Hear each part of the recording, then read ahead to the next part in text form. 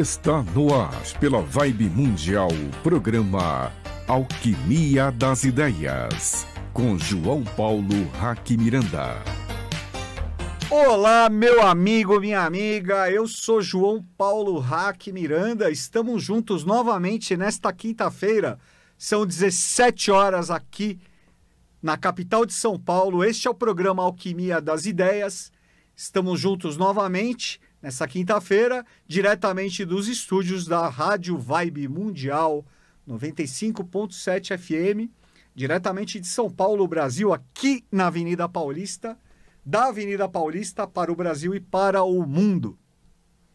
Hoje eu trago novamente como meu convidado o professor Walter Teixeira de Andrade, que esteve conosco na semana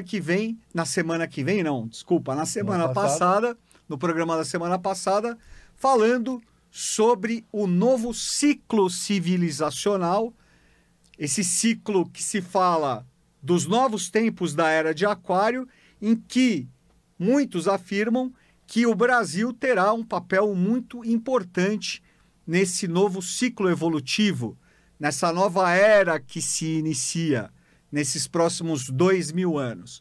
Na semana passada nós desenvolvemos, o professor Walter trouxe muitos elementos, trouxe muito conhecimento, muitas elucidações, muitas revelações sobre a história oculta, o que a história oculta nos traz de revelações sobre esses processos, sobre o processo que envolveu o descobrimento, entre aspas, do Brasil, o papel que remonta aos próprios Cavaleiros Templários e que remonta ainda, quando nós vamos ainda mais ao passado, a própria missão do Avatar a Jesus, o Cristo, Avatar Yoshua Ben Pandira.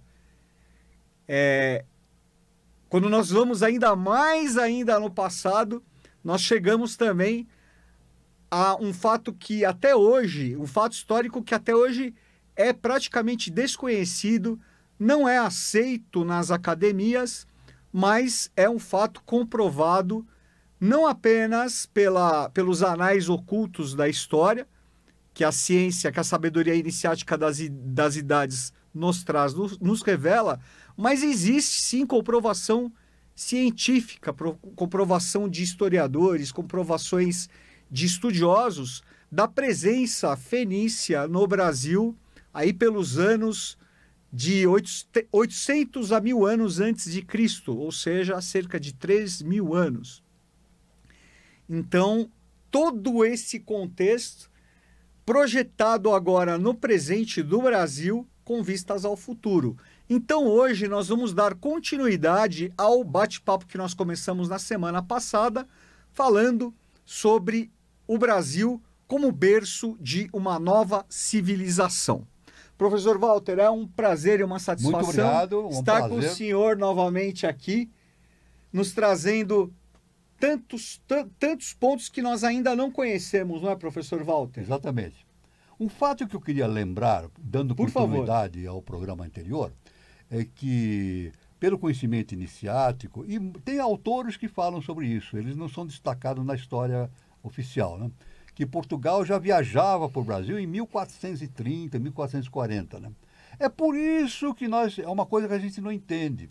Em 1500 os portugueses chegaram, desembarcaram no Brasil e entraram em contato com os indígenas, como se já se conhecessem há muito tempo. E já se conheciam. Não foi o primeiro encontro, não é isso? Os indígenas foram no barco do Cabral e faziam aquelas...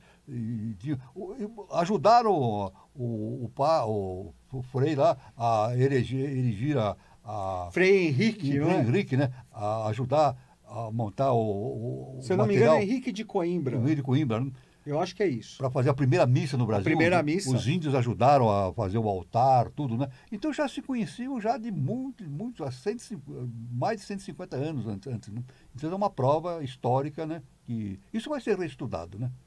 Inclusive com relação a esse passado mais remoto do Brasil, professor Walter. Que sim. fala da colonização fenícia no Brasil e que teriam vindo outros povos para cá também na antiguidade. Inclusive, quando eu era como criança, os gregos, hebreus. Quando eu era criança, no grau primário, né, e me ensinaram o seguinte, que Cabral saiu em direção às Índias. Depois houve uma calmaria, ele se desviou do caminho e bateu no Brasil. Não é verdade. Não é verdade. Ele saiu de Portugal com destino ao Brasil. Depois do Brasil, ele foi para o Oriente. É isso? Ele foi para o Oriente. Ele continuou seu trabalho no Oriente, né? Então, isso é uma verdade que a história vai ter. A história já está começando a perceber esses fatos, né? Tem muitos escritores e estudiosos que já estão falando sobre esse assunto, né? Muitas coisas estão sendo elucidadas também, não é, professor Walter? Claro. O próprio avanço da ciência está ajudando também. Exatamente. Nesse processo de, como o senhor falou no programa da semana passada, dessa necessidade de se reescrever muitos dos elementos da história. A história deverá ser reescrita, né? Porque a história, normalmente, ela é escrita, determinada pelos reis, pelas autoridades. Pelos vencedores das guerras. Vencedores das guerras, né? Agora, quem vence uma guerra, ele vai contar uma história a favor dele, né? Não a favor do... Então, isso aí é muito... Agora, a história verdadeira será reescrita no terceiro milênio. No terceiro milênio. No terceiro milênio. Nós estamos passando, professor Walter, atualmente, então, um momento de uma grande efervescência histórica, falando especificamente no Brasil. Tudo isso que acontece no Brasil e que nos indigna tanto, futuramente nós vamos... Quais será que são os olhos que nós vamos estudar esse passado que, quando nós estudarmos os dias de hoje, não é, ou enxergando como passado, eu penso muito nisso, não é? Nós estamos passando agora, na humanidade, a eclosão de um novo padrão de comportamento. Isso é inevitável, né? Um novo padrão de comportamento. E o Brasil, justamente, é o foco. É o foco principal da efervescência desses novos comportamentos que nos levam a uma nova civilização. Será que nós podemos, então, professor Walter, nós podemos imaginar, ter uma ideia de que todos esses problemas que acontecem no Brasil, esses problemas políticos, sociais, judiciais, então fazem parte desse contexto, dessa grande mudança? Faz parte desse processo. A gente vê grandes atritos, isso aí, não vamos citar, mas, não no Brasil, mas no mundo inteiro. No mundo inteiro, mas sim. Isso faz parte justamente do amadurecimento da consciência humana, né? Através de todos esses embates, né? Eu imagino também isso, inclusive do processo de amadurecimento do Brasil como nação. Como nação também. Isso, inevitavelmente, isso está acontecendo, né?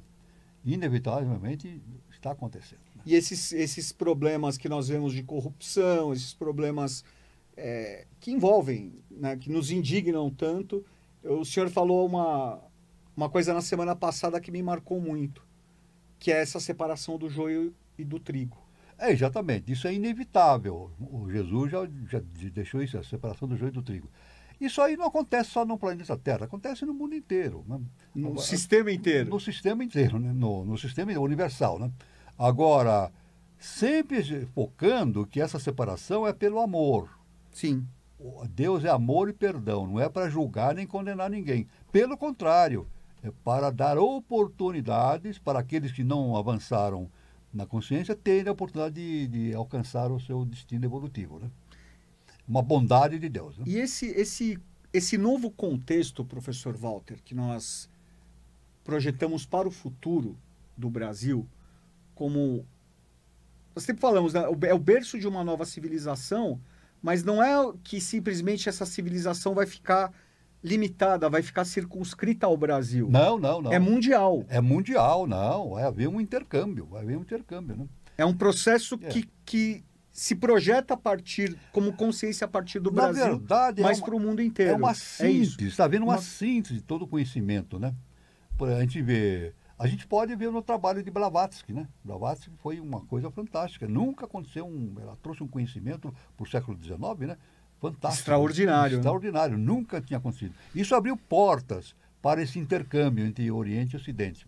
Na verdade, o que vai acontecer no mundo é justamente a integração do Oriente com o Ocidente. Com o Ocidente. Né? Porque são duas vertentes, Duas vertentes, né? Que vão se tornar uma só, né? Eu acho bonito.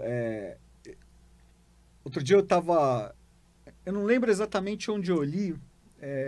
Foi em algum grupo que nós participamos lá da Sociedade Brasileira de Eubiose, mas falando que está muito em voga no momento o aprendizado da língua portuguesa na China. Está sendo muito incentivado o aprendizado do português. E eu fico imaginando por quê. Não é? A China, sendo um país atualmente, se já não é a primeira economia do mundo, está muito próximo de ultrapassar até os Estados Unidos da América, mas o que será que a China, sendo um país também de cultura milenar, embora seja um país, uma ditadura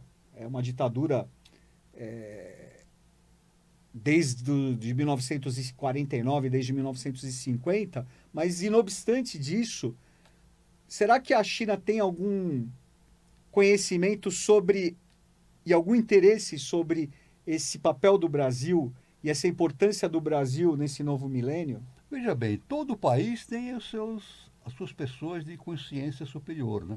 Inferior e superior. Sim. Né? É claro que na China tem muita gente que entende esse fato, ou na Índia, assim por diante, né? Agora, você falou sobre a língua portuguesa. A língua portuguesa. O nosso mestre, o professor Henrique de Souza, ele nos afirmou que a língua portuguesa é uma língua sagrada. Sim. E nós vamos fazer uma consideração. Aquele cidadão que você falou, que era ministro do rei de Portugal, me lembra? Marquês de Pombal. Ele proibiu que fizesse uma mistura do português com a língua nativa. Tupi, que era o Nhengatu. Então, veja bem. Que era a língua franca do Brasil no século XVIII. O Brasil já é um fenômeno, só tem uma língua, português. Justamente para preservar o português. Na Índia, a gente tem 15 línguas, eu li, 15 línguas, do qual o inglês é uma. São 15 línguas, dialetos, 15 línguas. As possessões portuguesas em vários lugares têm... por exemplo, na Europa é muito comum um país com muitos dialetos, né? Sim. A Itália, por exemplo. A Itália, a Espanha. Na verdade, são lugares... Dialetos, né? São verdadeiras línguas. Até entre eles não se entendem. Não, eu tinha... Para o senhor ter uma ideia, a minha avó paterna era de família do norte da Itália e o meu avô do sul da Itália. E a minha avó foi criada falando dialeto vêneto, a língua do Vêneto, e a família do meu avô falava napolitano siciliano, era completamente diferente, eles não se entendiam. Eles tinham que falar português para eles se entenderem, as famílias. Então, um grande fenômeno no Brasil, a extensão territorial, um dos maiores países do mundo, é uma língua só. Um país continental como o Brasil. É verdade que a nossa língua tem uma quantidade enorme de expressões indígenas, né? Sim. Mas não constituem dialetos. Não constituem dialetos. Não, é isso. Embora nós tenhamos, inclusive, as diferenças regionais do português, um brasileiro do extremo norte do Brasil, de Roraima, e um do extremo sul do Brasil, no Rio Grande do Sul, eles se entendem perfeitamente. Tem alguma diferença de pronúncia, etc., mas Mesmo o português de Portugal, que tem aí uma diferença mais acentuada com relação ao português do Brasil, mas é a mesma língua. É a mesma língua. É o mesmo Só que idioma. O português de Portugal não é... o dicionário não é o mesmo, né? Porque o dicionário português tem muitas palavras que não se entende aqui, né? Sim, são palavras diferentes. Muitas vezes eles utilizam até palavras que fazem parte do dicionário, mas nós não utilizamos. Por exemplo, se eu chegar em Portugal e falar assim, vai cair um toró, eles não sabem o que é. Porque toró é indígena. Cutucar. Cutucar é uma linguagem indígena. E assim tem muito. Nós falamos muito tupi sem perceber. Então, o tupi não foi relegado. Mas o português foi mantido, né? Sim. Foi mantido. E com certeza, quando o Marquês de Pombal proibiu que se falasse o Nhengatu, que era essa mistura de português com tupi, ele tinha essa consciência também de que era necessário preservar o gênio da língua portuguesa, porque a língua portuguesa é uma língua sagrada. Porque os religiosos que davam aulas para os tupis, eles incentivavam a língua tupi. Então, o Marquês de Pombal disse, não, nós temos que incentivar o português. Então, Eu, quando estudei isso no primário, eu achava isso uma posição assim meio dogmática. Sim, mas não foi. Eu também. Não foi. Foi eu também. uma decisão de lei que ele tomou. Uma decisão de lei. Também. Eu pensei, falei, eu acho que foi radical. Foi radical, né? Seria, eu até, quando eu soube, eu estudei isso, eu falei, poxa, eu acharia maravilhoso que o Brasil fosse um país bilíngue. Veja bem, que nós falássemos português e tupi. Ele protegeu a língua portuguesa e sugeriu a mudança da capital para o interior. Marquês de Pombal, né? Uma coisa muito importante, né? E professor Walter, o senhor falou na semana passada sobre o marco que o professor Henrique José de Souza, que é fundador da nossa escola, da Sociedade Brasileira de Obiose, ele deixa como um marco o ano de 3005. Certo. Sendo que nós estamos atualmente no ano de 2025, ou seja, são 1000 anos. Quase 1000 anos. Para esse florescimento desse novo ciclo civilizatório. Certo. Tá? Nesses próximos 1000 anos, ou melhor, nesses próximos... Não vamos nem falar em 1000 anos, porque é um prognóstico muito extenso. Mas vamos falar aqui o que está ao nosso alcance nos próximos anos. O que o senhor acha que nós, como brasileiros e como pertencentes à humanidade, como seres humanos, o que nós podemos começar a fazer para nos alinharmos, para nos conectarmos ao ano de 3005, aos valores da nova civilização, da era de Aquário, enfim? Nós temos que justamente propiciar o desenvolvimento do comportamento humano adequado à nova civilização, né? A honestidade, o bom desempenho de todas as instituições, na verdade, o amor ao próximo, conforme Jesus nos falou, né? E tudo isso... A fraternidade. A fraternidade, isso é indispensável para a formação de uma nova civilização. Sem isso não há nova civilização, né? A nova civilização é decorrência do comportamento humano. É isso? É claro que é por isso que vai haver essa seleção. Já está. Vai haver? Não, já está. Já está havendo. Já está havendo a seleção. Não para prejuízo de quem quer que seja, para o bem de todos, né? Por que falar... É uma coisa que eu também muitas vezes me pergunto, professor Walter, quando nós falamos assim, uma mudança social, uma mudança mundial, fica algo muito abstrato, porque a mudança ela tem que acontecer a partir de cada ser humano, não é verdade? Exatamente. A mudança basicamente é individual, que reflete no coletivo. Que reflete no coletivo. Né? Tanto que, pelo conhecimento da biose, nós temos o seguinte, que nós temos aqui, por exemplo, no Brasil, Ministério da Educação e Cultura, né? Isso tem que ser corrigido. Na verdade, o Ministério tem que ser Ministério da Cultura. Veja, pela nova civilização, entende o seguinte, a educação se dá na família. Isso é básico. Educação não é o Estado que dá, é a família. A cultura é o Estado. É o Estado. É o Estado. A escola, a universidade, etc. A formação acadêmica. Acadêmica é uma coisa. Mas a formação ética, moral, a educação é a base pelos pais. Então, olha, João Paulo, isso é fundamental. Nós temos muitas instituições no mundo, né? É incontável, né? Qual é a instituição mais importante que nós temos no mundo? A família. A família é a instituição mais importante. Na verdade, podemos dizer o seguinte... É a base. Né? Quando a família vai mal, o Estado vai mal. Quando a família vai bem, o Estado vai bem. Então, o grande processo de transformação da humanidade é a transformação individual de cada um, isso aí refletindo na estrutura da família e dando o surgimento de uma nova sociedade. A mudança primeiro no indivíduo, depois na família. Na família, isso aí reflete também na comunidade como um todo, na sociedade como um todo. Né? Aí é uma via de mão dupla, né? Um se refletindo, um se projetando no outro. Não é questão de fazer leis, de transformar, não é isso, é transformação interna. Não adianta ficar fazendo um monte de leis, não. É transformação interna, esse é o fundamento da ciência iniciática das idades. E que ensinava Jesus também, o Cristo, né? Transformação interna, isso é muito importante. E esse processo hoje em dia, não é, professor Walter? Ele foi relegado muito a segundo, a terceiro planos. Essa questão da base moral, da educação, da formação moral, ética das crianças, comportamental, Exatamente. ter sido delegada pelos pais em geral para as escolas. Que está errado. A educação não deve ser... Isso eu falo com absoluta certeza. Convicção, não é, professor? Convicção pela ciência iniciática das idades. A educação da criança não pode ser delegada para uma escola do Estado. A educação tem que ser dada em casa, né? Com o pai, com a mãe, os avós e assim por diante, né? Isso é fundamental. Agora, é claro que a ciência oficial ela vai se transformando, as leis vão se transformando, né? No futuro, não sei quando, né? Mas espero que seja um futuro já no terceiro milênio, as universidades ensinarão fatos ligados à ciência inicial das idades. Não é verdade? Nós esperamos isso, não é, professor Nós Walter? esperamos isso, né? Então, veja bem que interessante em questão da cultura, né? Basicamente é o seguinte, a faculdade não transforma o ser humano. A faculdade hoje dá conhecimento. Mas o indivíduo sai do mesmo jeito que entrou. Às vezes até pior. Sim. Até pior, né?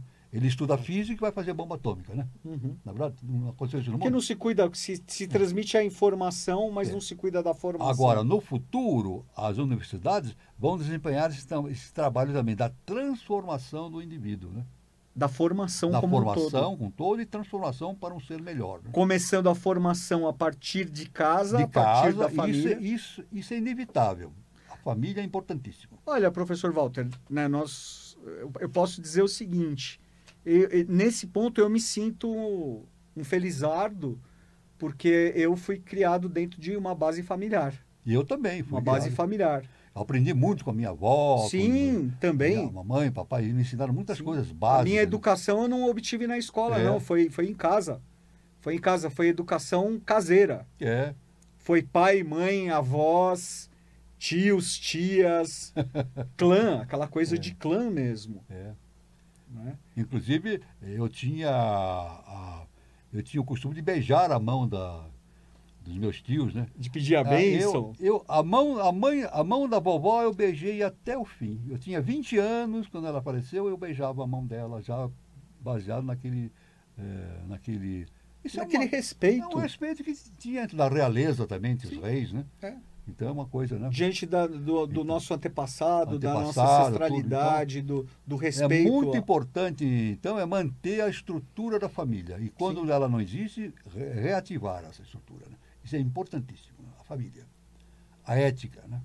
A educação. Sim, e nesse sentido mais justamente da ética, dos valores. Dos né? valores, exatamente. Claro, nós estamos atualmente numa época, não é, professor Walter? Nós estamos na era de aquário, nós estamos numa era de diversidade, normal, mas essa questão da formação das crianças também é algo que me preocupa bastante.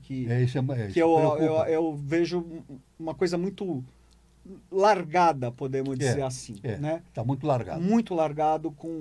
E isso, na minha visão, falando de uma forma generalística, claro, existem exceções, mas isso claramente, normalmente por uma omissão dos pais. Né? Os pais muito mais conectados, muito mais focados no trabalho, o que não está errado, mas muitas vezes acabando... Esse foco no trabalho, no dinheiro, na matéria, acaba negligenciando a formação das crianças. Veja bem, vamos agora enfocar sobre o aspecto da ciência inicial das idades. A família, ela é reflexo da estrutura universal. Sim. Pai, mãe e filho. Sim. Os três É um arquétipo, sim. É um arquétipo. A família é a projeção da estrutura do universo. Não é verdade? Então, o universo dá elementos para a nossa reeducação, a nossa redenção, etc. A família também tem que trabalhar por isso, né? Sim, o senhor sabe que eu sou astrólogo, não é, professor? Pois é. E eu sempre brinco, tudo que está na astrologia não é por acaso. Tudo faz parte desse processo de cada um dos setores, cada um dos signos relacionados à própria evolução do ser humano, necessárias à nossa evolução. E nós temos na roda zodiacal 4 casas que são as angulares, que formam uma cruz. Perfeito. Né? Que formam uma cruz. Uma é o ascendente, que é a nossa personalidade. A outra é o signo descendente, que é a forma como nós nos relacionamos, nós nos projetamos. A outra, que é a casa 4, o fundo do céu, é a família.